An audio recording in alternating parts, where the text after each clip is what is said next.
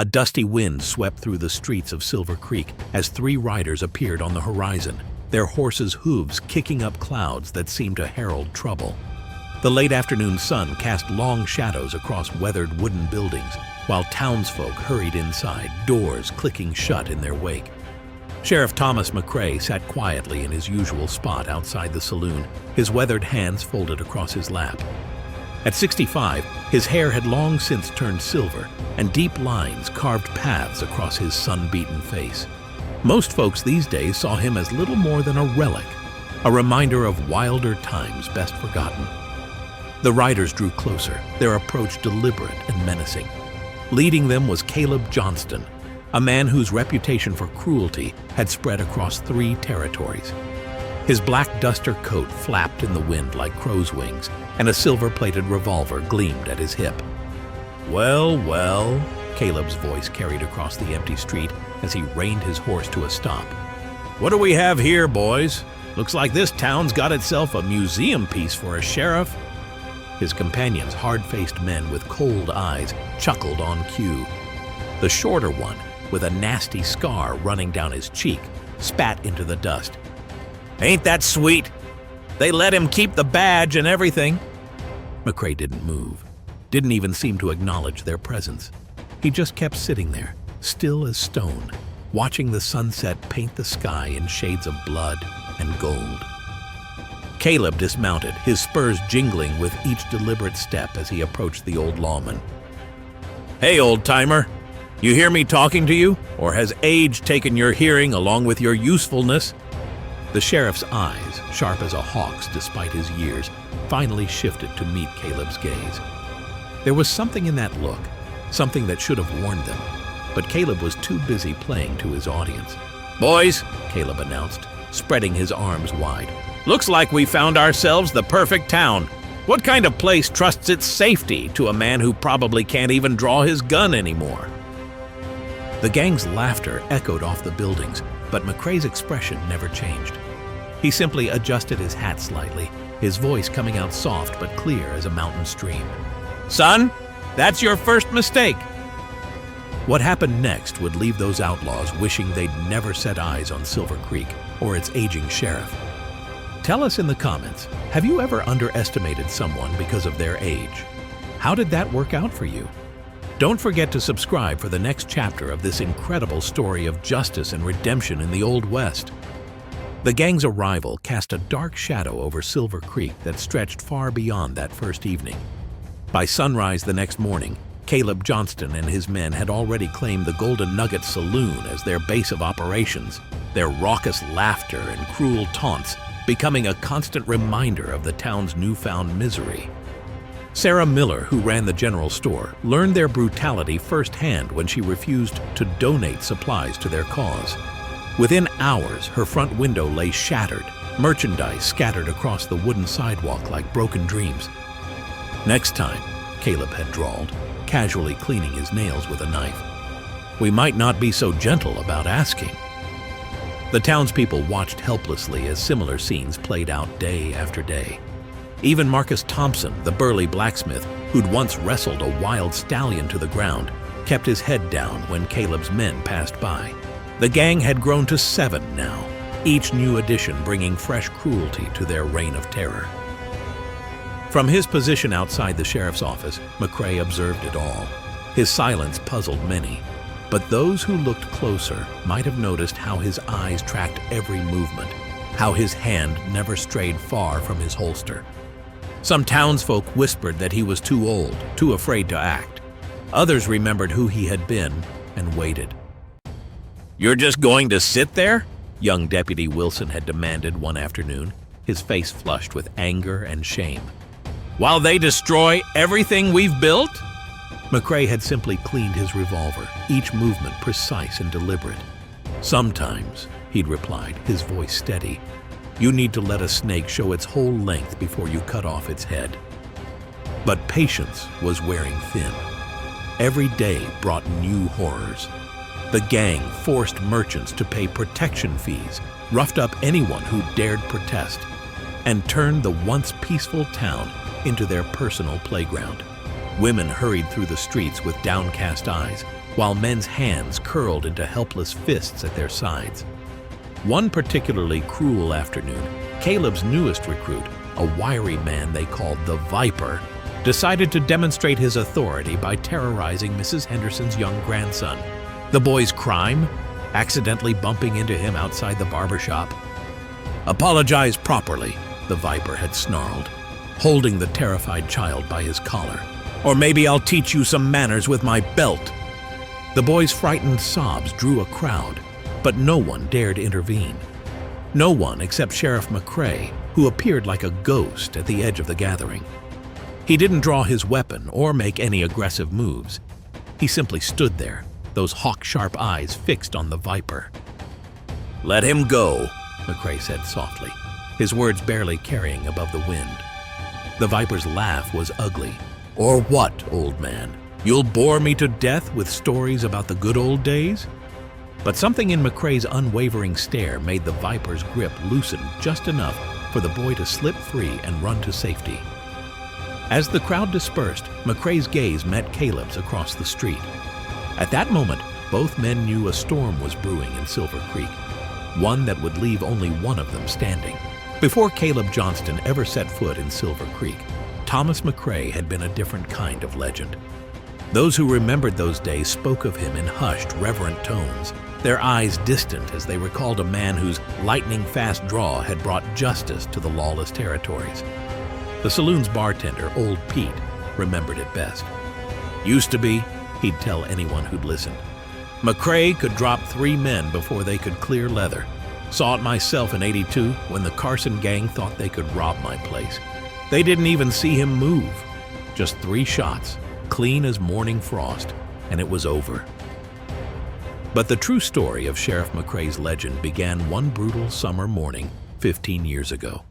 A gang of outlaws, led by the notorious James Blackjack Williams, had terrorized the region for months.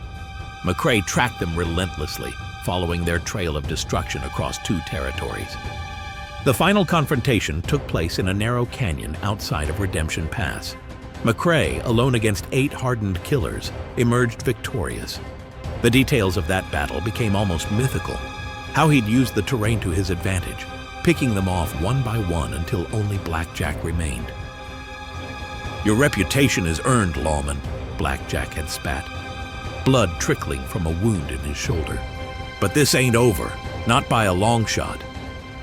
Those words would haunt McCray 3 months later when he returned home from a routine patrol to find his house ablaze. Inside, his wife Mary and their young daughter Emma had perished in the flames. Blackjack's brother had orchestrated the attack from prison, his final act of revenge before a guard's bullet silenced him forever. The grief nearly destroyed McCray.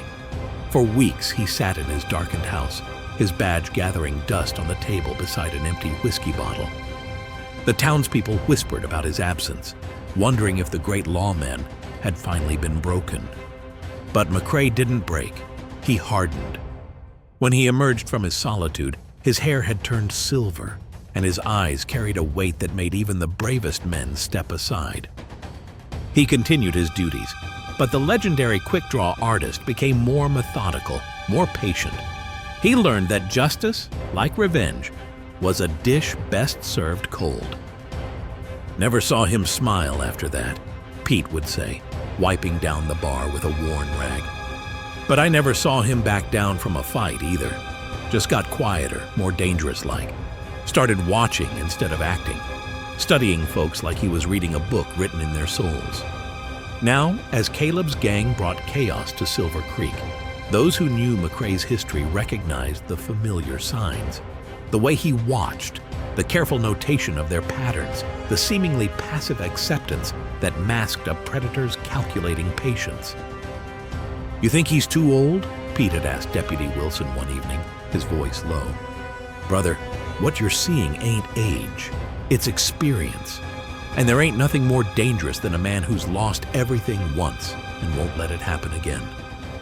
The morning air crackled with tension as Caleb Johnston called a town meeting.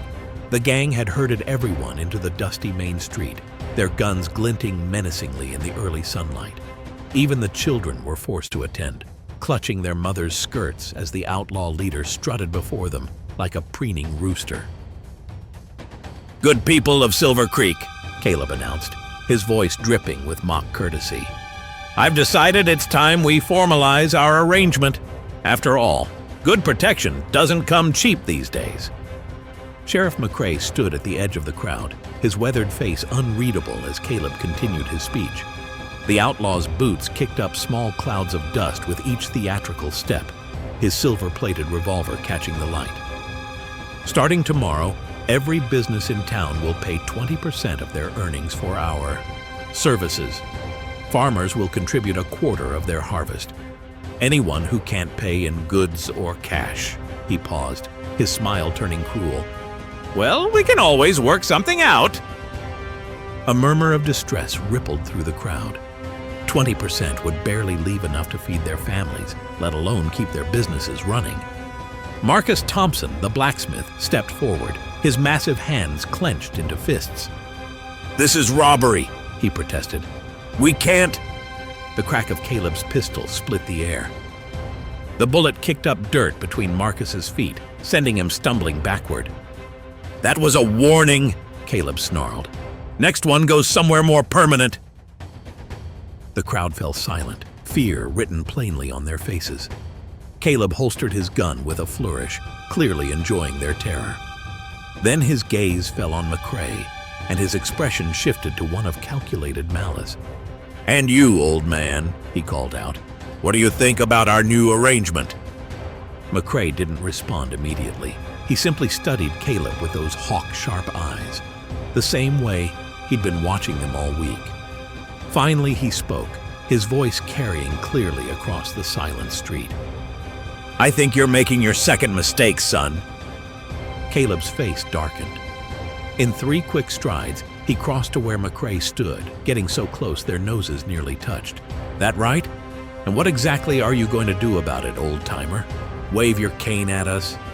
The gang's laughter echoed off the buildings, but McCray didn't flinch. He held Caleb's gaze steadily, and for just a moment, something in those aged eyes made the outlaw leader's confidence waver.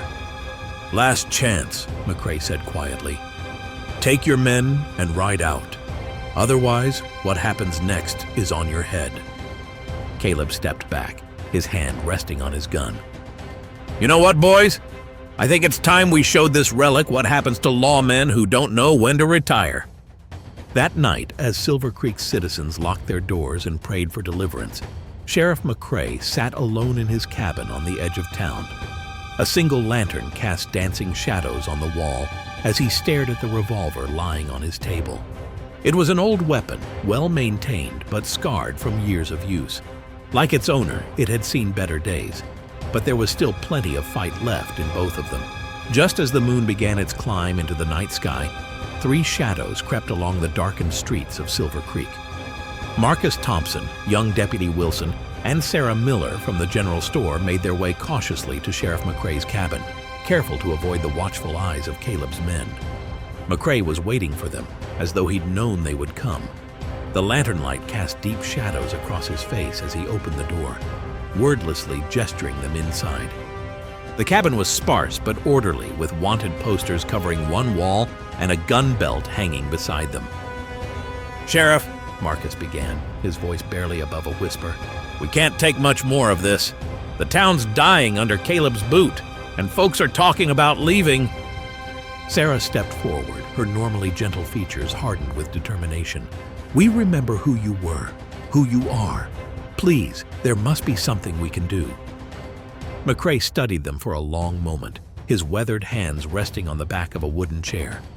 The silence stretched until Deputy Wilson couldn't contain himself any longer. "You taught me everything I know about being a lawman," he burst out. "You always said that evil triumphs when good men do nothing. Well, we're ready to do something. We just need you to show us how." A ghost of a smile crossed McCray's face. "Wondered how long it would take for someone to come," he said quietly. "Been watching Caleb's men all week. 7 of them now, each one meaner than the last, but they're sloppy, overconfident." He moved to his desk, pulling out an old map of the town. They've got routine patrols, but there are gaps, blind spots. They spend most nights at the saloon drinking themselves stupid. Makes them feel invincible. So you do have a plan, Marcus said, hope creeping into his voice. McCray's eyes took on a familiar glint, one that reminded them of the legend he'd once been. A man doesn't survive 40 years wearing a badge without learning a few things, but what I'm suggesting won't be easy. Could get some of you killed. Sarah straightened her spine. We're already dying, Sheriff. Just slower and with less dignity. Then listen carefully, McCray said, his voice taking on the sharp edge of command they remembered from years past. First thing we need is eyes, everywhere. Women, children, even the old folks. They can watch without being noticed. Learn their patterns, their habits, their weaknesses. He pointed to specific locations on the map. Marcus, your smithy gives you an excuse to work late. Count their ammunition when they're not looking. Sarah, they're in your store every day. Notice what they buy, what they say when they think no one's listening. Deputy Wilson leaned forward eagerly. And me? You'll help me train anyone willing to fight, quietly, in the old Anderson barn outside town. Can't have Caleb's men getting wind of it. The three visitors exchanged determined looks. This was more than just a plan. It was hope, something Silver Creek hadn't seen since Caleb's arrival. Remember, McCray warned, his voice grave, once we start this, there's no turning back. Caleb's not the type to show mercy if he catches wind of resistance. In the days that followed, a quiet revolution took shape in Silver Creek. The old Anderson barn, its weathered walls still sturdy despite years of neglect, became the heart of the resistance. Every night, under cover of darkness, townspeople would slip away in small groups, careful not to draw attention. Sheriff McCray proved to be a demanding but patient teacher. He started with the basics, showing them how to handle firearms safely, how to stand, how to breathe. A gun's just a tool, he'd tell them, his voice carrying the weight of experience. It's the person holding it that matters. Marcus Thompson, with his blacksmith's strength, struggled at first with the precision required for accurate shooting. Stop fighting the gun, McCray instructed, adjusting his grip. Let it become part of your arm, natural as breathing. When Marcus finally hit his target, the pride in his eyes was matched only by McCray's approving nod. Sarah Miller, despite her initial hesitation, showed a natural talent that surprised everyone, including herself. Her steady hands and calm demeanor made her a quick study. Just like measuring flour, she joked after a particularly good practice session, though the tremor in her voice betrayed the seriousness of what they were preparing for. Deputy Wilson worked tirelessly, helping McCray organize the training and keeping watch for any of Caleb's men who might venture too close to their makeshift training ground. He'd grown up hearing stories of McCray's legendary days, but watching the old sheriff now, he realized those tales had barely scratched the surface. They're getting better, Wilson remarked one evening, as they watched the townspeople practice. But will it be enough? McCray's eyes narrowed as he surveyed their progress. It has to be. But the shooting's only part of it. We're building something bigger here. Unity, purpose, courage. Caleb's gang might have the experience, but they're just a bunch of killers bound by greed. These people are fighting for their homes, their families. The transformation wasn't just in their shooting skills. The townspeople began to walk differently, straighter, with more confidence. Even when Caleb's men swaggered through the streets, they no longer cowered quite so much. The change was subtle, but it was there. One evening, as the sun painted the sky in shades of orange and purple, McCray gathered everyone in the barn. Tomorrow we start setting our traps, he announced. Marcus has been modifying wagon wheels to break at specific points. Sarah's been marking boxes of ammunition with tiny holes, just enough to spoil the powder inside. Every little thing counts. He paused, looking each person in the eye. Remember, we're not just preparing for a fight. We're preparing to take back our town. Each of you has a part to play, and if we work together, Caleb's gang won't know what hit them until it's too late. The determination in the room was palpable. These weren't the same scared townspeople who had watched helplessly as Caleb's gang took over. They were becoming warriors, guided by a sheriff who had finally found something worth fighting for again. Under the cover of a moonless night, Sheriff McCray gathered his most trusted allies in the back room of the general store.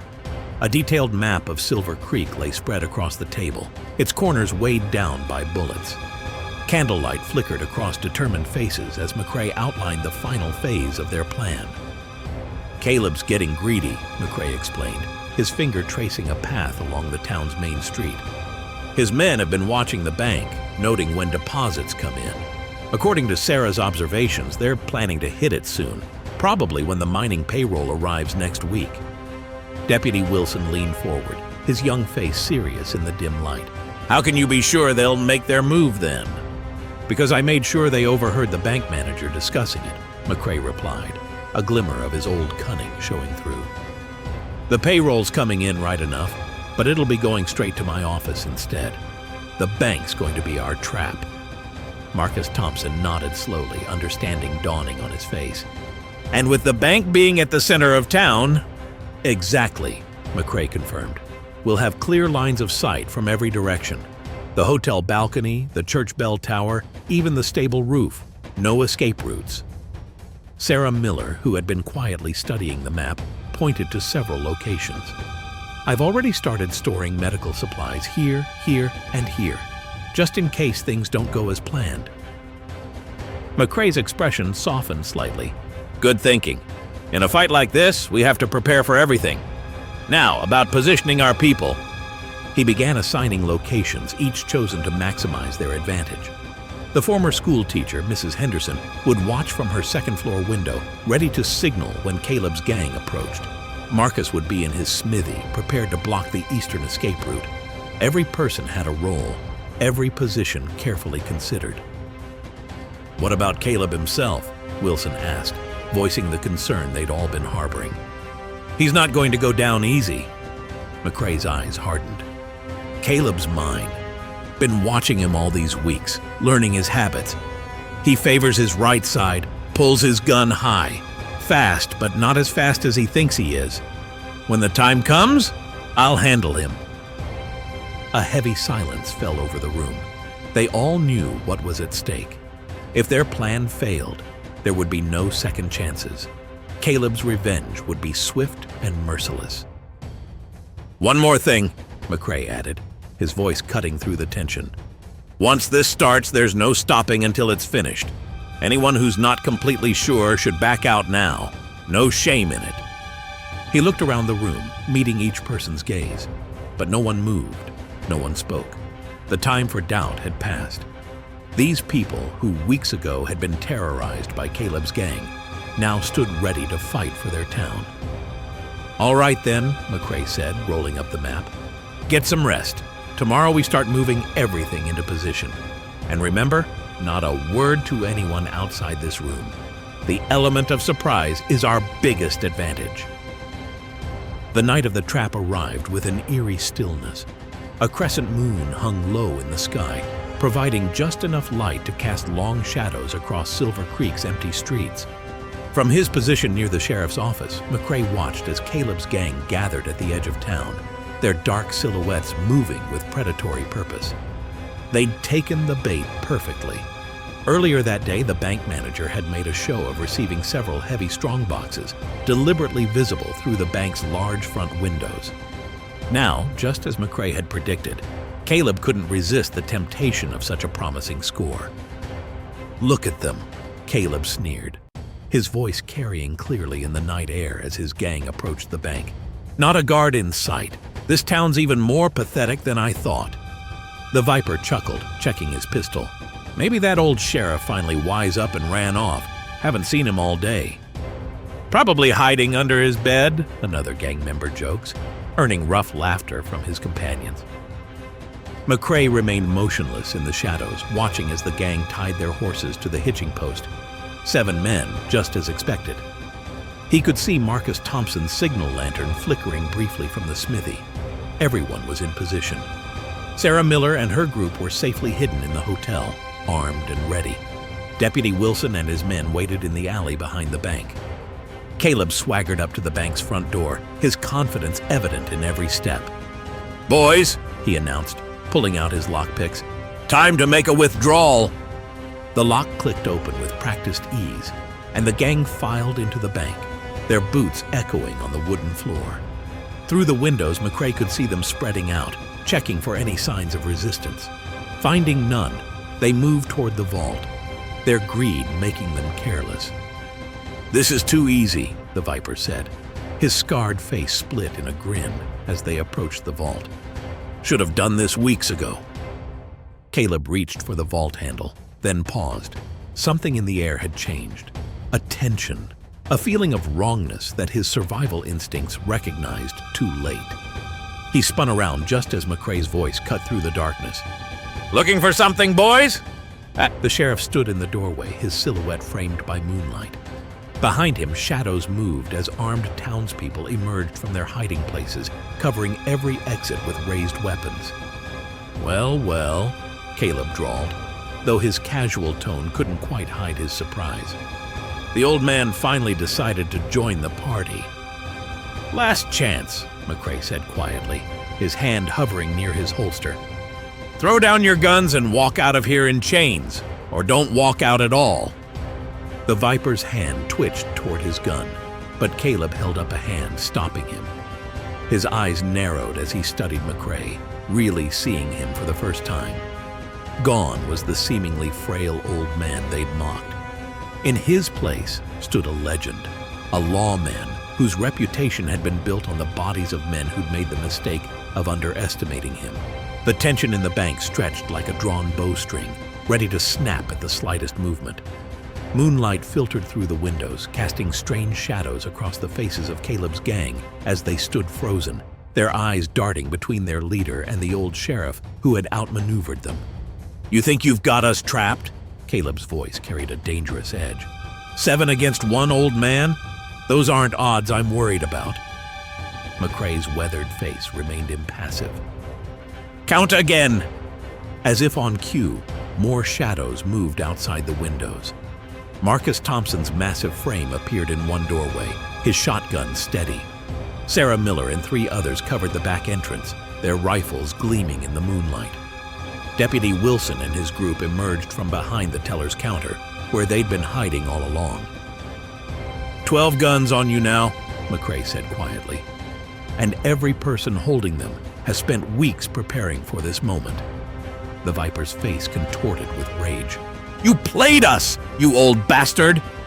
"No," McCray corrected, his voice hard as steel. "You played yourselves. Too busy laughing at the old sheriff to notice the trap closing around you." Caleb's hand inched toward his gun, his eyes calculating. McCray noticed the subtle movement, just as he had noticed everything about Caleb these past weeks. His tells, his habits, the way he shifted his weight before drawing. "I wouldn't," McCray warned. "You're fast, Caleb, maybe even as fast as you think you are. But ask yourself, are you fast enough to take all of us before someone's bullet finds you?" The gang members exchanged nervous glances. For the first time, doubt crept into their expressions as they realized the full extent of their predicament. They were surrounded, outnumbered, and facing townspeople who no longer showed any fear.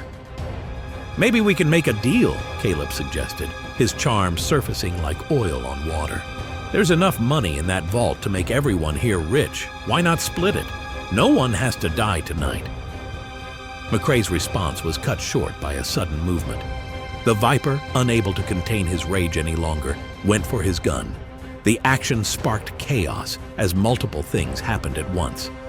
McCray's draw was a blur, decades of experience compressed into a single fluid motion. His first shot caught the Viper's gun hand, sending the weapon spinning away before it could clear the holster. His second shot dropped another gang member who had tried to use the distraction to his advantage. The air filled with gunfire as the townspeople opened up from their positions. Their weeks of training showed in their discipline, their shots precise and controlled, just as McCray had taught them. 2 more of Caleb's men fell, while another threw down his weapon, crying out his surrender. Through the chaos, Caleb himself dove behind the teller's counter, returning fire with both guns. A bullet grazed McCray's arm, but the old sheriff barely seemed to notice. He moved with the same deadly grace that had made him a legend, each shot finding its mark with terrible precision. The gunfight had driven Caleb into the saloon, the last place of refuge in a town that had turned against him. Smoke from discharged weapons hung in the air like morning fog as McCray followed, his footsteps deliberate on the wooden boardwalk. Behind him, the remaining members of Caleb's gang were being secured by the townspeople, their reign of terror ending with whimpers and surrender. Inside the saloon, darkness held court. Moonlight filtered through dirty windows, creating islands of silver light in a sea of shadows. The familiar smell of stale whiskey and tobacco couldn't mask the sharp scent of gunpowder and fear. "Just you and me now, old man." Caleb's voice echoed from somewhere in the darkness. "No more tricks, no more hidden townspeople with guns. Let's settle this the way it should have been settled weeks ago." McCray moved carefully through the saloon, his boots silent on the sawdust-covered floor. His injured arm throbbed, but decades of experience had taught him to push past pain, to focus on what mattered. Still haven't learned, have you, son? Still thinking this is all about proving who's faster? A bitter laugh came from behind the bar. "Isn't it? That's what made you famous, wasn't it? The legendary Sheriff McCray, fastest gun in 3 territories." "Being fast is only part of it," McCray replied, his voice steady as he scanned the room. "A gun's just a tool. It's the man behind it that matters. His patience, his judgment, his willingness to face the consequences of pulling that trigger." A bottle shattered near McCray's head, sending glass shards flying. He didn't flinch, didn't even blink. The shot had revealed Caleb's position, behind the bar, near the storage room door. "Save your lectures," Caleb snarled. "You're just a relic, a ghost of the past trying to prove he's still relevant. Well, times have changed, old man. The West doesn't need lawmen like you anymore." McCray's voice carried a hint of sadness. "The West will always need men who stand against people like you, Caleb. Age doesn't matter. What matters is being willing to draw a line and say no further."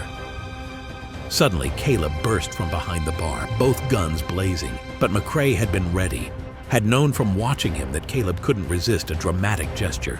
The old sheriff's first shot struck Caleb's right hand, sending one gun spinning away. His second caught the outlaw in the shoulder, spinning him around. Caleb stumbled but managed to keep his feet, his remaining gun still pointed at McCray. Blood darkened his shirt, but his eyes burned with desperate hatred. "Go ahead," he gasped. "Finish it. Prove you're still the legend." McCray's aim didn't waver. "Drop the gun, son. It's over." The sun rose over Silver Creek the next morning, painting the town in shades of gold and promise. The streets, which had echoed with gunfire just hours before, now buzzed with activity as townspeople emerged to survey the aftermath of their victory. Deputy Wilson supervised as the surviving members of Caleb's gang were loaded into a prison wagon, their once proud swagger replaced by defeated slumps. Sarah Miller worked tirelessly, tending to the wounded with gentle hands and determined focus. Most injuries were minor, a testament to McCray's careful training and planning. The old sheriff himself sat on his usual bench outside his office, allowing her to properly bandage his arm despite his protests that it was just a scratch. "You know," Sarah said as she tied off the bandage, "some of us were starting to wonder if you'd ever act, if you'd lost your nerve." McCray's eyes crinkled slightly at the corners. Sometimes the hardest part of wearing a badge is knowing when not to draw your gun. Timing is everything, in gunfights and in justice. Marcus Thompson approached, carrying a cup of coffee for the sheriff. "Well, your timing was perfect. Did you see Caleb's face when he realized he'd been outsmarted by the old man he'd been mocking?" The memory of Caleb's final moments in the saloon hung between them. The outlaw had refused to drop his gun and had tried one last desperate shot. McCray's final bullet had ensured Silver Creek would never again fear Caleb Johnston or his gang. "What happens now?" Deputy Wilson asked, joining the group. His young face showed the weariness of the night's events, but also a new confidence. "Now," McCray said, taking a sip of coffee, "we rebuilt. Not just the damaged buildings, but the spirit of the town. People stood together last night, faced their fears, and protected their own. That's something worth preserving. Throughout the day, more townspeople stopped by to thank the sheriff. Children who had once been afraid to walk the streets now played freely, their laughter a healing balm to the community's recent wounds. Even old Pete from the saloon seemed to stand straighter as he supervised repairs to his establishment. "You know what impresses me most?" Marcus said later that afternoon, as he and McCray watched the town slowly return to normal. "Not just that you outshot them, but how you brought the whole town together. Made us remember who we really are." McCray nodded slowly. "A lawman's only as good as the community he serves. You all had the courage inside you, just needed someone to help you find it again." Sarah emerged from her store, carrying fresh bread and preserves. Other townspeople followed suit, bringing out food and drinks, setting up tables in the street. What started as a simple meal evolved into an impromptu celebration, a chance for the community to share their relief and joy at being free from Caleb's tyranny. As the sun began to set, casting long shadows across the gathered townspeople, McCray watched from his bench. The badge on his chest caught the fading light, still straight and proud after all these years. Just like Silver Creek itself, he had proven that age didn't diminish strength. It merely transformed it into something deeper, more enduring. The wheels of justice turned swiftly in Silver Creek over the following days. Sheriff McCray personally supervised the transfer of Caleb's surviving gang members to the territorial prison, his watchful eyes never leaving them until the heavy iron gates clanged shut behind them. Inside the prison yard, Caleb, his arm still bandaged from McCray's bullet, shot the old sheriff one final venomous glare. "You got lucky, old man," he spat as the guards led him away. "That's all it was. Luck." McCray watched silently, his weathered face impassive. Only those who knew him well might have noticed the slight tightening around his eyes, the barely perceptible shake of his head at Caleb's final display of arrogance. "Still doesn't understand, does he?" Deputy Wilson observed as they rode back toward Silver Creek. "Some never do," McCray replied, his voice carrying the weight of experience. "They mistake patience for weakness, preparation for luck. That's usually what gets them killed in the end." Back in town, the process of rebuilding had already begun. Marcus Thompson's forge rang with the sound of hammers as he crafted new hinges for the bank's damaged doors. Sarah Miller had reorganized her store, erasing all traces of the gang's occupation. Even the saloon, scene of the final confrontation, had been cleaned and restored, though Pete insisted on leaving one bullet hole in the wall as a reminder. The town council convened a special meeting to discuss security measures for the future. McCray sat quietly as they debated various proposals, speaking only when directly addressed. But when he did speak, everyone listened. "What happened here wasn't just about one gang or one fight," he told them, his voice carrying to every corner of the room. "It was about a community remembering its strength. Keep that alive, and no Caleb Johnston will ever threaten Silver Creek again." The changes in the town were subtle but significant.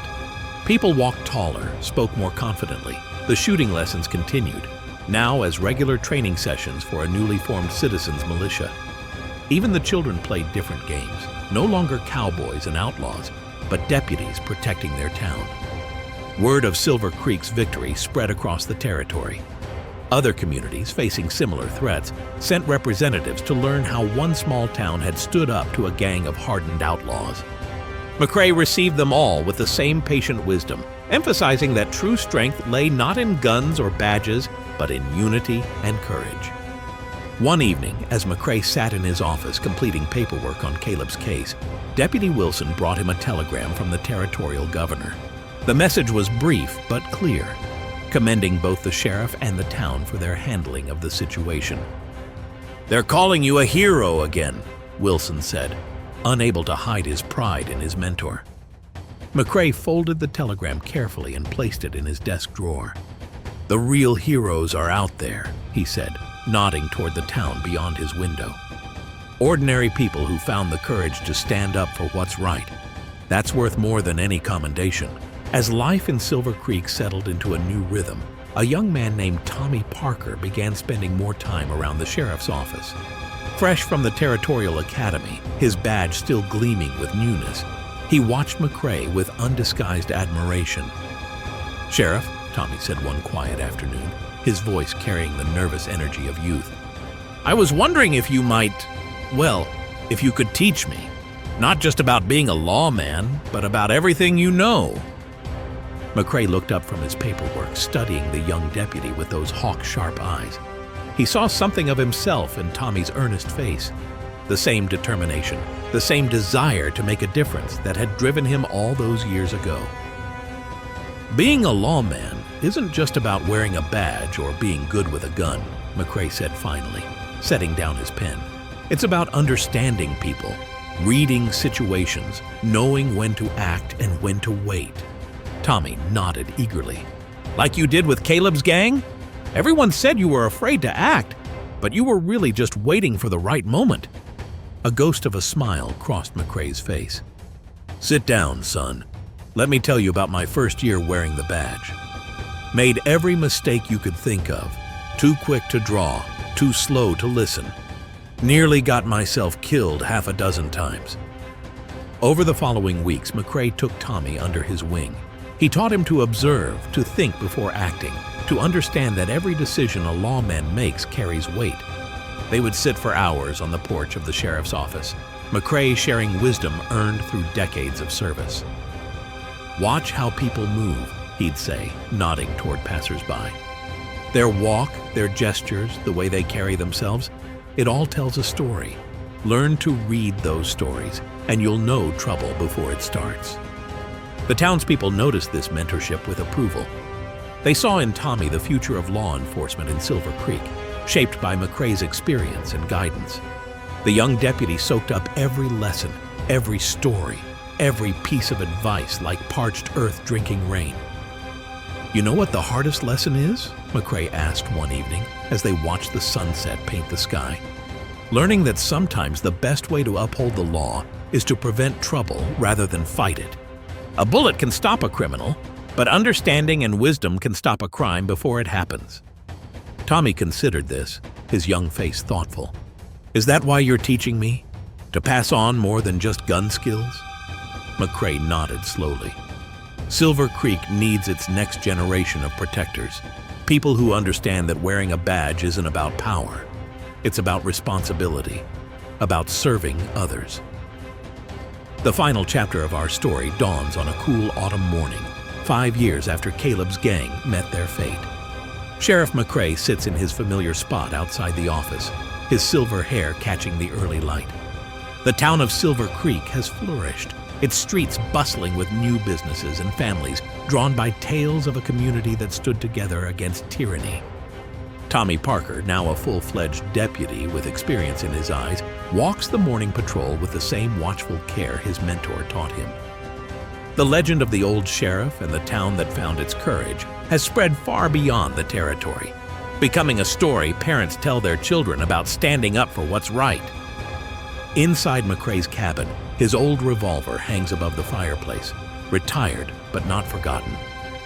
Below it sits a framed newspaper article, yellowed with age, telling the story of how an aging lawman and a determined town outsmarted a gang of outlaws.